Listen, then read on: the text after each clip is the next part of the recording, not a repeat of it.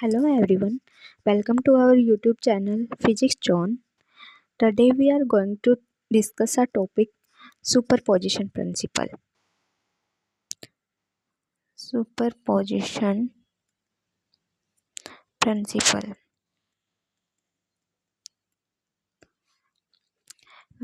Superposition principle होता क्या है?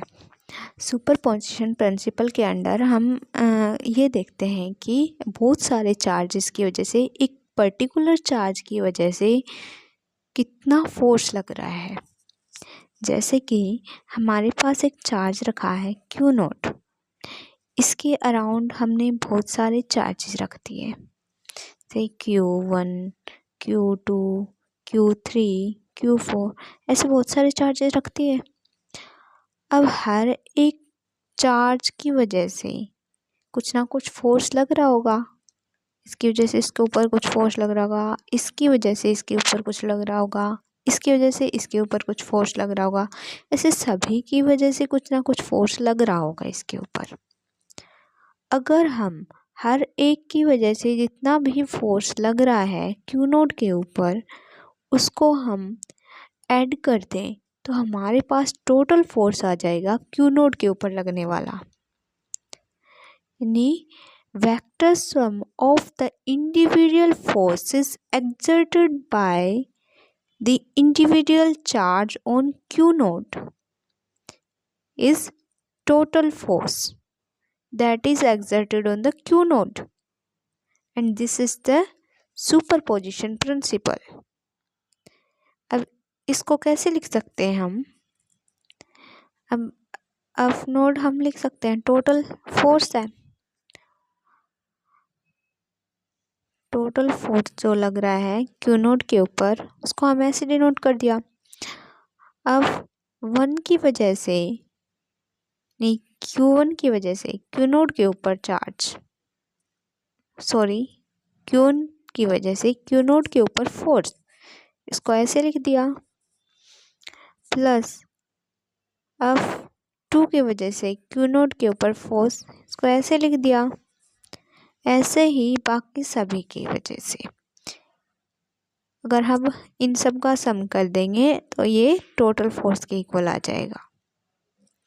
नाउ फोर्स होता क्या? फोर्स का formula K/Q1 Q2 bye are square होता है। अगर वेक्टर फॉर्म में देखें तो K/Q1 Q2 अपॉन आर का क्यूब इंटू आर वेक्टर, यही रहता है। तो यहाँ से हम क्या लिखेंगे?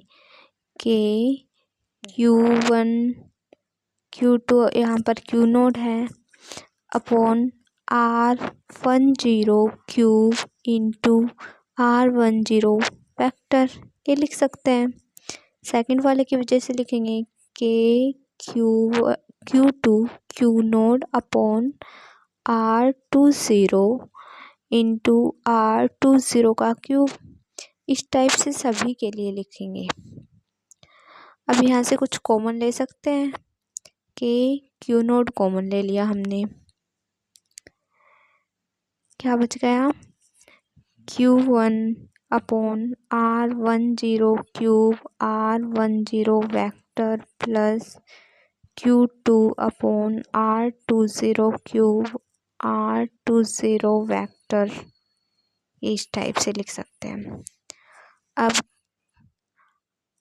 इसको हम क्या लिख सकते हैं? इनका सिग्मा लेके लिख सकते हैं, जैसे सिग्मा QI 1 2 3 जैसे वैरी हो रहे हैं ये, तो इसको QI लिख दिया हमने। यहाँ पे भी सिर्फ ये वैरी हो रहा है तो इसको भी I लिख देंगे। 0 फिक्स है ये वेक्टर, यहाँ पे भी 0 फिक्स है, ये वैरी हो रहा है, इसको I लिख दिया हमने। ये 0, ये क्यूब। अब I क्या है? ये जा रहा है 1 से n तक। Okay, and this is our superposition principle. हम यहाँ पे हम डिस्ट्रीब्यूशन लिखते हैं चार्ज का। चार्ज को कैसे कैसे डिस्ट्रीब्यूट किया जा सकता है? चार्ज को हम 3 टाइप से डिस्ट्रीब्यूट कर सकते हैं। जैसे एक तो लाइन के अक्रॉस, कोई भी लाइन है उसके ऊपर हमने चार्ज रख दिया, अलोंग लाइन चार्ज डिस्ट्रीब्यूशन हो जाएगा वो। या सरफेस पर कर सकते हैं, वॉल्यूम पे कर सकते हैं। तो फर्स्ट हमारा line charge distribution. Line charge distribution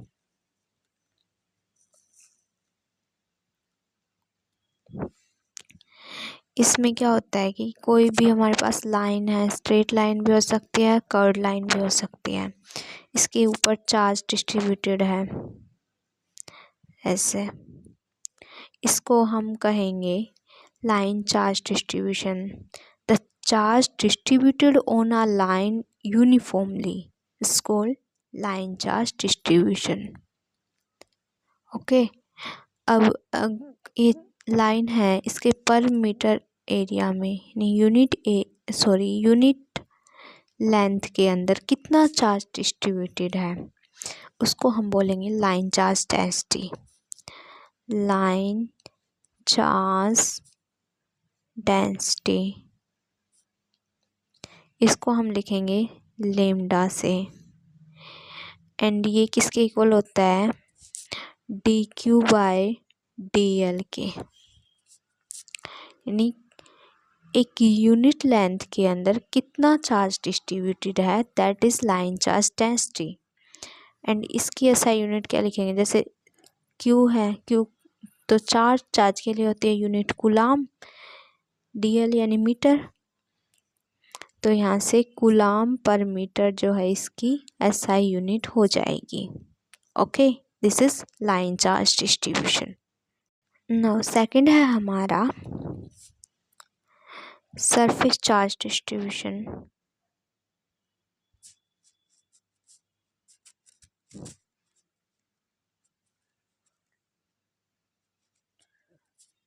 surface charge distribution इसके अंदर क्या देखते हैं हम, कोई भी सरफेस हमारे पास यानी कोई एरिया होगा उसके अंदर चार्ज डिस्ट्रीब्यूटेड होगा इस टाइप से, इसको क्या बोलेंगे हम, सरफेस चार्ज डिस्ट्रीब्यूशन।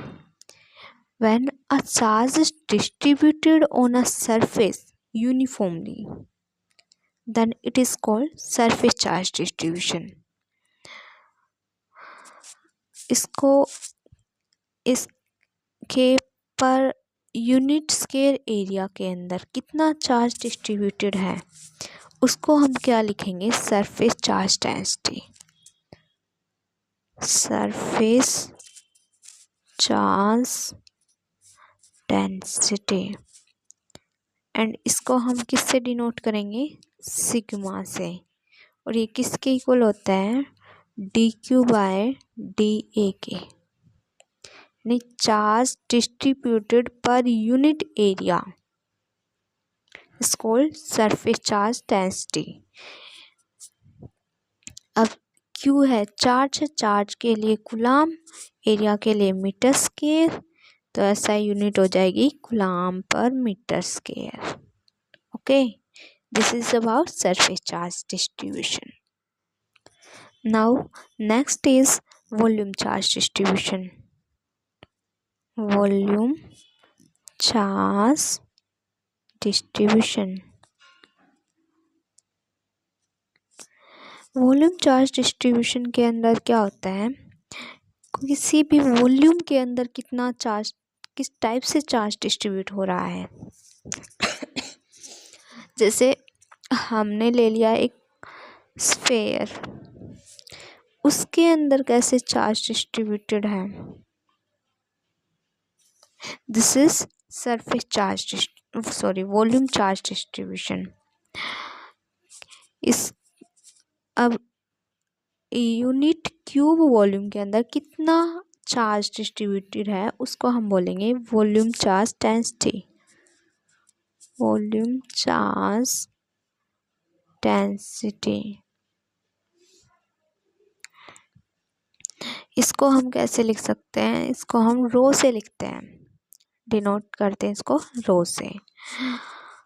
अब हमारे पास रो को लिख सकते हैं हम D Q by D V से,